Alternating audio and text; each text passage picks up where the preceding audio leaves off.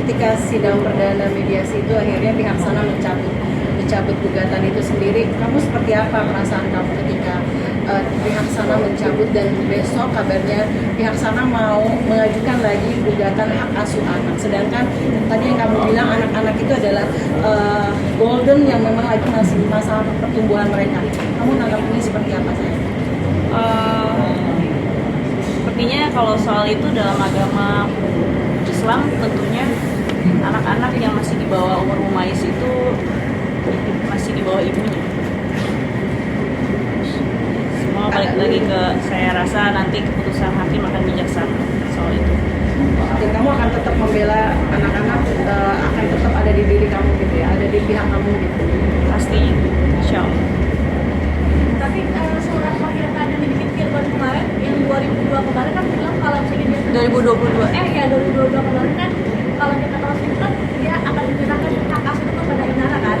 Nah itu untuk jadi bukti yang kuat untuk Inara mempertahankan anak-anak di dalam ini. Betul, sesuai dengan surat pernyataan yang udah ditandatangan aja. Jadi dia akan berarti itu jadi bukti kuat dari Inara buat ini sebagai suatu dalam temu bahwa kamu adalah wali dari anak-anak itu gitu ya. Iya, ya saya rasa sudah sepantasnya dia komitmen dengan surat yang sudah ditandatangan. Dengan pencabutan itu sendiri gimana Ina? Kalau soal itu saya nggak tahu ya strategi mereka mau seperti apa. Yang jelas semua bukti sudah ada, surat pernyataan pun sudah ditandatangan. Jadi ya sudah sepatutnya semua dijalankan sesuai dengan apa yang sudah dia terima aja sebagai konsekuensinya. Penegasan berarti dirimu memang sepakat untuk bercerai ya, tidak mau ada kata rujuk ataupun kembali lagi seperti itu karena kamu bilang kamu ngerasa kamu mampu untuk membiayai anak-anak, bisa dibilang seperti itu ya?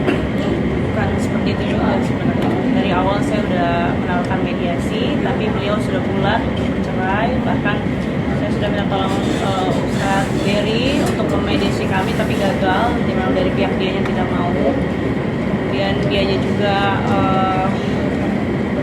bersikeras sampai akhirnya dia menaruh gugatan talak. Ya saya sebagai istri bisa apa? Mbak Inara, ini ada agak unik di dalam instastory Mbak Inara menyebutkan bahwa sholat dipermudah dengan 2 rakaat di jamaah. Itu maksudnya gimana sih Mbak? Dalam instastory Mbak yang diupdate tadi itu seperti apa Mbak? Ini bisa sedikit dijelaskan Mbak? Apakah Firgon tidak pernah sholat atau seperti apa gitu Mbak? Jadi kalau itu dia gimana ya? Kan kegiatan dia sebagai musisi itu kan sibuk ya, yang kita tahu. Dan sholat 5 waktu itu bisa jadi kurang maksimal secara prakteknya gitu, karena mungkin akan sholat di akhir waktu atau lewat atau terburu-buru, itu kan jadi nggak afdol sholatnya. Jadi saya mempermudah dia sebaiknya di jamak. Nah secara prakteknya itu kan balik lagi ke dia ya, mau dilakukan atau enggak. Tapi ada sedikit ini menurut kalian aja Mbak ya, ada sedikit informasi bahwa agak berbeda ajaran yang diajarkan oleh keluarga Mbak kepada Firgon, karena secara Firgon mualaf gitu Mbak. Itu seperti apa Mbak? Ustaz Berry bisa jelaskan tentang sholat jamaah. Wallahu a'lam bishawab. Apa kejadian saya nggak tahu ya. Yang jelas di dalam Islam itu ada keringanan, ada rukhsah bagi para musafir ataupun bagi keadaan darurat atau jamaah atau pasar salat itu ada. Nah jadi yang dijelaskan sama Firgon. Bang, negatif lagi dah. Aku tanya masalah ini. Itu masalah ngaji kalau buka kitab itu. Iya betul, iya betul karena kita ada melebar itu di sini. Kalau saya rasa masalah fikih itu ada ilmunya dan semua sepakat. Tidak mungkin Inara mengajarkan sesuatu yang tidak ada ilmunya, dan pasti Inara juga ada arahan dari gurunya. Jadi itu ya, nanti mungkin ya kalau memang mau tambah ilmu kepada Firgon masalah jamaah pasar salah itu harus boleh kita ada, duduk harus ada tanya aja ilmunya. maksudnya apa sih, kesesatan di mana, kesalahan di mana, harus kita tanyakan baik-baik, jangan sampai pertanyaan-pertanyaannya Sekalian ngaji kajian. aja, kita ngaji datangkan Iya, guru, datangkan sekalian. kiai, nah, ada dalilnya, ada kitabnya, insya Allah semua akan berjalan. Mbak Ina tadi dokter Ika sempat sebut katanya bisa udah mulai live jualan aja. Nah, Kak Ina sendiri mungkin kesiapannya seperti apa sih menghadap pengguna media sosial lain? Mungkin kesiapan Kak Ina untuk konten Karena udah lama ya, sekian lama maksudnya aku jadi ibu rumah tangga yang benar-benar ngurusin rumah cuma ada anak aja gitu, jadi emang agak sedikit gugup. Cuman karena sebelumnya memang basic aku juga di entertain, jadi insya Allah nggak akan butuh waktu lama lah untuk adaptasi, insya Allah. Ini mengenai Instagram sendiri, kalian itu mengharapkan kesehatan rumah tangga mungkin apa sih maksud dari pembeberan dari sholat juga telat dan sebagainya di Instagram sendiri? Apakah ada masih ada perselisihan dengan kalian?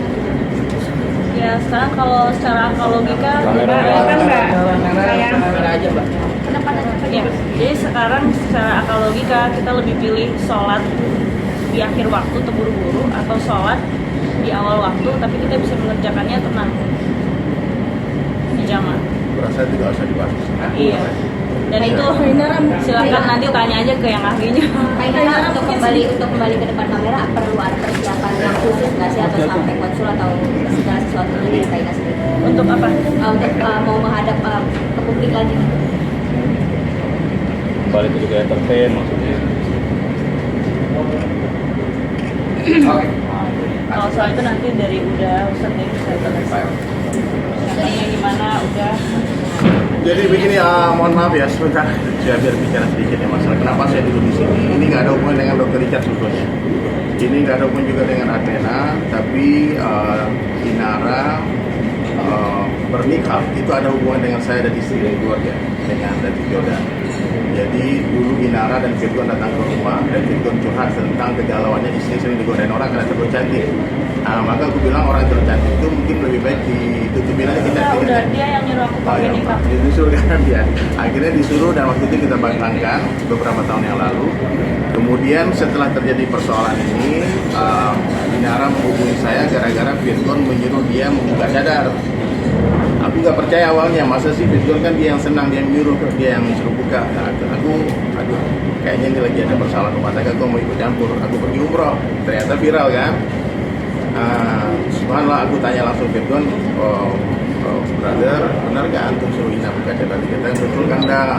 Aku kayaknya pengen Ina seperti biasa-biasa aja, biar nanti keluarga juga bisa melihat kecantikan dia, bukan buat aku aja. Aku kasih tahu Ina, sebetulnya cadar dalam Islam itu tidak wajib. Kalau memang suamimu menginginkan buka cadar, silahkan dibuka aja. Cuman Ina nggak mau buka karena dia pakai karena Allah, bukan karena suami katanya. Enggak, pokoknya aku nggak mau buka katanya. Jadi begitu. Jadilah percekcokan masalah cadar juga ada. Kemudian setelah masuk gugatan cerai dari pihak Bang Firgon, Ina ke rumah. Dia ke rumah, dia curhat, nangis, berpelukan sama istri lama banget. Terus dia cerita, aku nggak yakin, maksudnya nanti ke depan ini aku masalah keperluan hidup, aku harus bekerja. Dan Ina waktu itu bertanya, Ustadz, boleh nggak aku kalau buka cadar? Saya bilang cadar itu tidak wajib, cadar itu sunnah. Mananya ya kalau kalian lihat orang bercadar, jangan dibilang itu salah. Itu urusan dia menutup wajah dia sendiri. Aku pun yang bercadar nggak boleh menyalahkan yang tidak bercadar. Ya, karena tidak membuka wajah seperti kakak-kakak ini itu tidak berdosa, dan bukan sebuah kemaksiatan. Nah, kemudian ternyata aku tanya, kenapa Ina nanya begitu? Aku nampaknya harus bekerja dan mungkin daruratnya pekerjaanku. Contohnya ternyata ini hubungannya dengan Athena kan? Athena kan klinik skincare kecantikan, otomatis ada hubungan dengan kecantikan wajahnya. Maka Ina undang aku datang, Dr. Richard, tolong jelaskan. Tolong nanti netizen yang melihat Ina, kalau satu hari lihat Ina membuka make up-nya, cadarnya, karena jangan bully. Karena itu bukan sebuah kemaksiatan. Itu hukumnya boleh-boleh saja. Bukan dianjurkan ya, tapi boleh. Jadi kalau Ina bertanya, boleh nggak aku buka cadar? Bertanya, silahkan istikharah aja. Karena untuk memakai itu tuh perlu iman yang kuat dan banyak hal yang harus dia korbankan. Nggak boleh di sini, nggak boleh di situ. Nah, tapi ketika nanti Ina mungkin membuat keputusan dia mau membuka wajahnya, silakan lakukan itu karena Allah. Dia kalau Ina merasa dipakai, kalau merasa dibuka. Itu jawaban dari aku ya. Jadi aku tidak memberatkan Ina, karena pertanyaan itu menggambarkan kondisi hati, Bang. Orang kalau imannya lagi ada ujian, dia bertanya boleh nggak? Jawabannya ya boleh. Tapi kalau nanya gimana sempurnanya, ya sempurnanya ya ditutup benar. Kalau perlu seperti yang di Arab sana, maka pakai kurda, kan matanya pun nggak nampak, khusus untuk suami saja. Nah, tapi kalau masalah boleh, standar hijab yang paling dasar dalam Islam itu buka dan telapak tangan dinampakkan. Jadi silakan Ina, silakan ya ada media. Kalau Ina mau memutuskan membuka cadar, biar nggak jadi fitnah nanti. Yang orang pikir nih gara-gara ini, gara-gara itu. Nah, jadi Ina lakukan nih karena Allah. Jadi kalau Ina mau pakai. Kalau Ina buka. Keputusan dari Ina apa? Ina sendiri seperti apa Mbak Ina? Dengan akhirnya apakah ini juga salah satu ketika memang diberi tanggung jawab untuk menjadi salah satu brand ini sendiri, akhirnya ikhtiarnya itu seperti apa, ingin membuka itu sendiri dan kapan? Jadi begini, aku memutuskan untuk kembali kerja demi anak-anak kan. Jadi ada unsur darurat di sini, darurat. Jadi oleh karena itu ya aku harus membuka cadar. Jadi mudah-mudahan teman-teman media semuanya, netizen nggak berburuk sangka gitu sama aku, karena aku juga berjuang buat anak-anak aku. Itu harapan Ina ngundang aku di sini untuk menjelaskan hukum hakam tentang nikah ya. Jadi ulama kita hampir semua kiai pun punyai tidak bernaik nikah ya. Jadi ini adalah hal yang dibolehkan. Ya. Jadi jangan sampai ada bulian yang akhirnya malah bikin kalian semua berdosa. Boleh saya buka? Silakan Ina mau buka, silakan. Tafadhol, silakan. Ina sekarang mau buka cadangnya Saya buka ya. Bismillah, saya buka karena Allah. Saya pakai karena Allah, saya buka karena Allah untuk menghidupi anak-anak saya.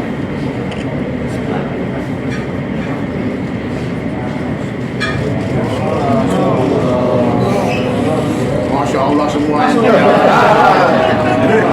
Masya Allah. Tundukkan pandangan, brother. Lara kesini Kak Ina.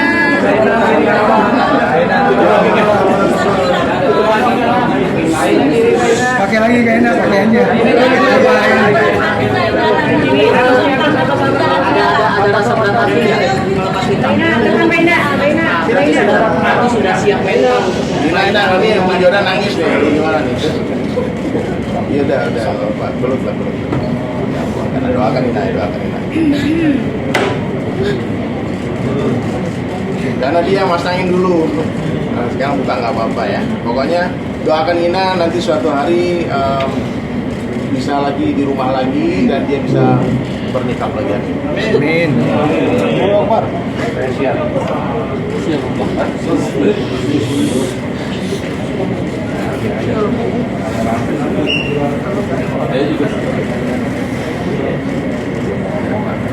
Insyaallah. Doakan Ina ya semuanya ya. Bisa kita doakan juga dengan hubungan rumah tangga Ina baik-baik saja. Ini ujian yang harus dilewati. Apapun solusinya nanti mungkin tetap bersama ataupun berpisah, itu adalah yang terbaik dari Allah. Betul nggak dok? Betul. Nanti Kalau dari Mbak Ina sendiri seperti apa? Udah kuat banget. Insya Allah. Dengan bulian-bulian nantinya pasti akan ada kan? Insya Allah. Kuliah itu nggak ada artinya apa-apa buat saya. Yang paling penting buat saya itu ya saya bisa menghidupi anak saya itu aja. Butuh berapa lama Inara memutuskan untuk melepas nikah? Apakah ada sebelum adanya tawaran ini atau memang sesudah adanya tawaran ini baru kesiapan itu ada? Setelah saya digugat. Setelah digugat itu memang ada keinginan untuk melepas nikah. Iya. Dan sebetulnya ini yang diinginkan sama Ridwan. Ina tidak bernikah. Mudah-mudahan dengan melepas nikah ini Ridwan berubah pikiran. Enggak jadi bicara itu. Inara tapi Saya pikir cukup ya. Inara sendiri seperti apa? Terakhir. Terkait keinginan apakah sudah mengambil keputusan tetap ingin bercerai itu sendiri? Oke, saya pikir cukup. Sebentar. Bentar, saya jelasin dulu. Saya ada podcast dengan Ina kan. Beliau juga sudah kasih tahu saya. Besok akan tayang detail lengkap kenapa alasan semuanya, kalian bisa ambil dari sana. Kalau enggak kita nggak selesai nanti Oke, bilangnya. nggak apa-apa itu podcastnya dok. Tapi yang jelas, saya pengen kasih tahu suatu hal di sini. Ya, masalah rumah tangga Inara saya nggak akan ikut campur. Saya juga nggak ikut campur. Kita sama-sama nggak ikut campur. Kita ini juru damai. Itu menjadi hak Inara. Saya juga tidak akan ngomporin apapun. Tapi karena beliau adalah orang saya, beliau adalah simbolisme perusahaan saya juga, dan beliau adalah brand ambassador saya. siapapun yang mencari masalah di luar dari keluarga Inara itu juga akan berhadapan dengan hukum dengan saya. Ya siapapun. Ya jadi bagi orang-orang di luar sana yang melaporkan, kadang lucu sih, sudah korbannya malah yang dilaporkan ya. Tapi yang jelas sekarang Ina akan dapat full support dari saya. Mungkin itu terakhir. Oke, Ina sendiri seperti apa ketetapan hatinya untuk akhirnya mengambil keputusan untuk betul-betul penegasan aja bercerai atau mau rujuk? Saya sudah menyiapkan sih poin-poin untuk mediasi.